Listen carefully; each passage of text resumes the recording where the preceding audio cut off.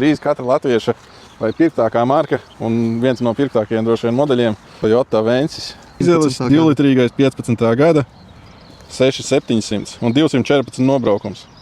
Nu, tas ir ļoti maz. Tas ir rēķini tā Toyota brauks un brauks. Bet ļoti ērti. Pārskatāms, plašs. Nu, tie, kas droši vien zina Vinces, es tomēr šo var skatīties kā ļoti labu opciju.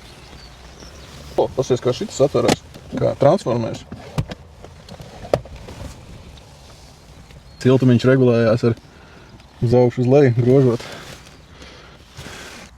Dzirdēju, kā tu beņķi iesēžoties nočaurkstēji. Viņi izklausījās ļoti mīksti. Nu, neviens viņos nav sēdējis, izskatās.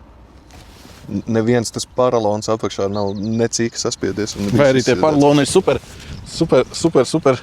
Lai gan Toyota viņi taisa tādus beņķus un salonus, ka viņi pēc 50 gadiem, 40 izskatās tāpatām, ja viņas vienkārši tīra. Šim ir ietilpīgs bagažnieks. No, jā. Šitas vēl lielāks nekā Trojkai Touringam. Nu, jā.